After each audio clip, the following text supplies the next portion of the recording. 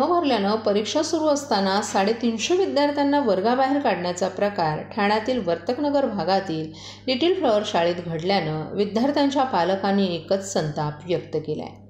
त्यानंतर शिंदेंच्या शिवसेनेचे युवासेनेचे कार्याध्यक्ष पूर्वेश सरनाईक यांनी या शाळेला भेट देत शाळा प्रशासनाला घडलेल्या प्रकाराबाबत जाब विचारला। यावेळी पूर्वेश सरनाईक यांनी देखील घडलेल्या प्रकाराबाबत संताप व्यक्त केला आहे। ज्या विद्यार्थ्यांना आज परीक्षेला बसू दिलं नाही त्या सर्व विद्यार्थ्यांचा आजचा पेपर उद्या घ्यावा। ज्या शिक्षकांकडून विद्यार्थ्यांना मानसिक त्रास दिला जातो त्या शिक्षकांवर कारवाई करावी आणि जोपर्यंत शाळेकडून विद्यार्थ्यांना मूलभूत सोयी उपलब्ध होत नाहीत तोपर्यंत कोणत्याही विद्यार्थ्यांकडून फी घेण्यात येऊ नये अशी मागणी करण्यात आली। त्याचबरोबर घडलेल्या प्रकाराबद्दल शाळा प्रशासनाकडून लेखी माफीनामा देखील घेण्यात आला। या शाळेत घडलेल्या प्रकाराबाबत युवासेनेकडून शिक्षण मंत्र्यांना पत्र लिहिण्यात आलं असून संबंधित शिक्षकांवर कारवाई करण्याची मागणी देखील करण्यात आल्याचं यावेळी युवासेनेचे कार्याध्यक्ष पूर्वेश सरनाईक यांनी सांगितलं।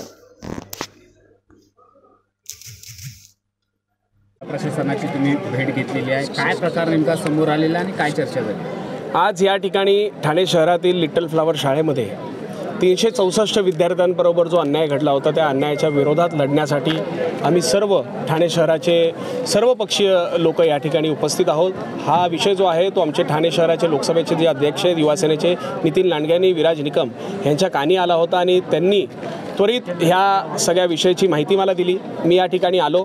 ह्या 364 विद्यार्थ्यांवर जो अन्याय घडला होता त्यांना फी न भरल्यामुळे त्यांना आज या ठिकाणी परीक्षेमध्ये बसून दिलं होतं आणि त्याचबरोबर अनेक गोष्टी म्हणजे विद्यार्थ्यांना चिमटा काढणे, विद्यार्थ्यांनी मराठीमध्ये जर संभाषण केलं तर त्यांना 50 रुपयाचं पेनल्टी लावणं, त्याचबरोबर विद्यार्थ्यांनी या ठिकाणी जर टिकली लावली किंवा टिक्का लावला तर त्यांना त्या ठिकाणी त्यांच्यावर पेनल्टी लावणे, ॲब्सेंट मार्क करणं, ह्या सगळ्या गोष्टी आज या ठिकाणी घडल्या होत्या।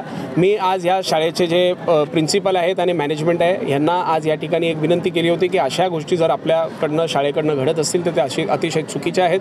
त्यांनी या 364 विद्यार्थ्यांना आज ज्यांना परीक्षेमध्ये बसून दिलं नाही आहे ह्या सर्व विद्यार्थ्यांना येणाऱ्या सोमवारी म्हणजे 22 तारखेला ह्या विद्यार्थ्यांसाठी आज पुन्हा ते एक्झामिनेशन कंडक्ट करतायत आणि ह्या विद्यार्थ्यांना बसून देण्यासाठी युवासेनेचा संपूर्ण जो आमचा शिष्टमंडळ आहे तो 6:30 वाजता बरोबर ह्या 364 विद्यार्थ्यांना आतमध्ये घेऊन येईल आणि त्यांना ते परीक्षेमध्ये आतमध्ये बसवायची जबाबदारी घेणार आहे।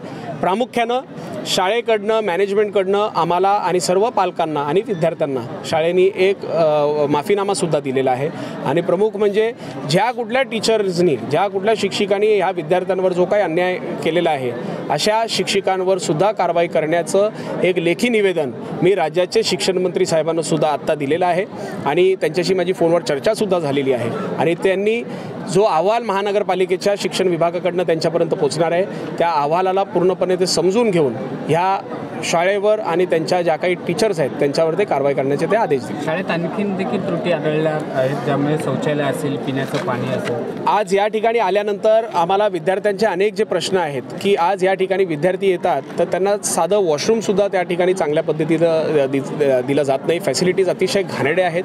त्या वॉशरूममध्ये अक्षरशः फ्लश नाही आहे, वॉशरूममध्ये वॉश बेसिन नाही आहे। वॉश बेसिन नसल्यामुळे त्यांनी अख्खा मोठा तिथे जो पेट्रोलियमचा जो ड्रम असतो तो ड्रम त्या ठिकाणी त्यांनी ठेवलेला आहे आणि त्या ठिकाणी त्या ड्रममधनं पाणी काढून आपण आपलं वॉशरूम क्लीन करा असं त्यांनी विद्यार्थ्यांना या ठिकाणी जी सिस्टम केली त्या सिस्टमच्या विरोधात सुद्धा आज आम्ही आवाज उठवलेला आहे। ठाणेकर मालमत्ता करदात्यांसाठी करातील व्याज माफी अभय योजना 31 डिसेंबर 2023 पर्यंत मालमत्ता करावरील 100% व्याज माफ तसेच 1 जानेवारी ते 15 जानेवारी 2024 या कालावधीमध्ये मालमत्ता करावरील 75% व्याज माफ। त्याचप्रमाणे 16 जानेवारी ते 31 जानेवारी 2024 या कालावधीमध्ये मालमत्ता करावरील 50% व्याज माफ। तरी सदर व्याज माफीच्या अभय योजनेचा ठाणेकर करदात्यांनी लाभ घ्यावा। महानगरपालिकेच्या कोणत्याही संकलन केंद्रावर कर भरण्याची सोय आहे। एटीएम, डेबिट, क्रेडिट कार्डद्वारे कर भरण्याची सुविधा उपलब्ध करून देण्यात आली आहे। सोमवार ते शनिवार या दरम्यान सकाळी 10:30 ते सायंकाळी 5 वाजेपर्यंत संकलन केंद्राची वेळ असून करदात्यांच्या सोयीसाठी रविवारी संकलन केंद्र सकाळी 10:30 ते दुपारी 1:30 वाजेपर्यंत सुरू ठेवण्यात येत आहेत।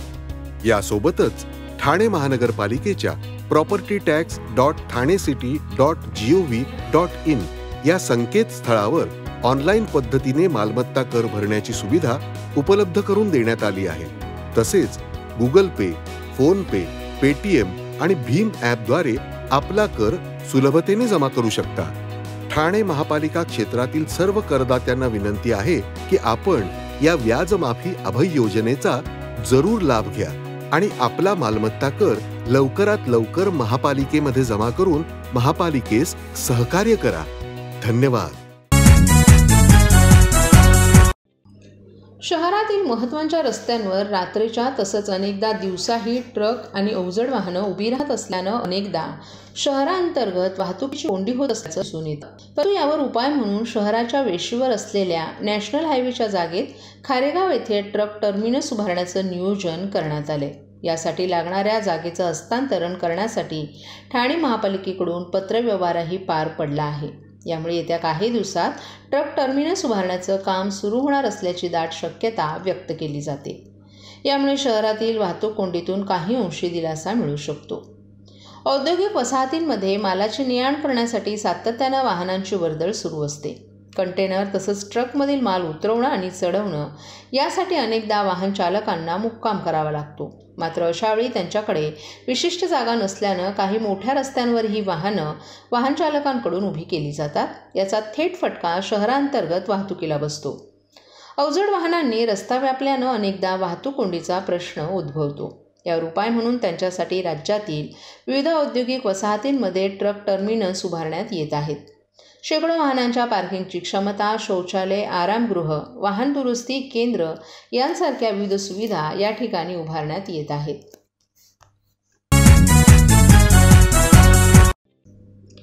उपवन येथील प्रताप सरनाईक फाउंडेशन आणि विहंग प्रस्तुत संस्कृती आर्ट फेस्टिवलला 15 जानेवारीला शेवटच्या दिवशी नागरिकांनी प्रचंड अशी गर्दी केली होती. मुख्य आकर्षण म्हणजे विख्यात गायक स्टेबिन बेन यांच्या गाण्याचा कार्यक्रम.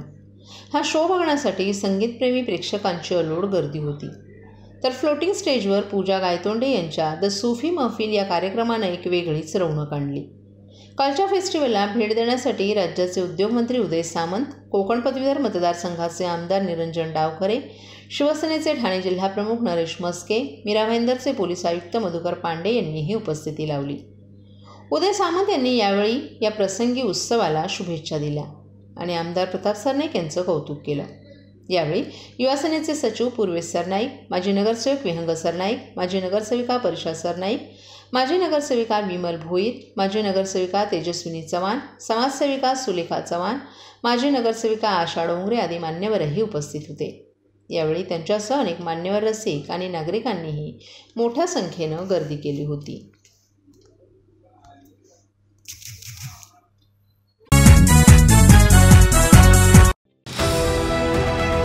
TJSB सौर शक्ती कर्ज. Go green. करा वीज बिलावर बचत. आकर्षक व्याजदर, 84 महिने परतफेड कालावधी, 80% लोन, व्यावसायिक आणि उद्योजकांकरता सुद्धा. अधिक माहितीसाठी तुमच्या जवळच्या शाखेला भेट द्या किंवा संपर्क साधा. 1800-223-466 आणि 1800-266-3466.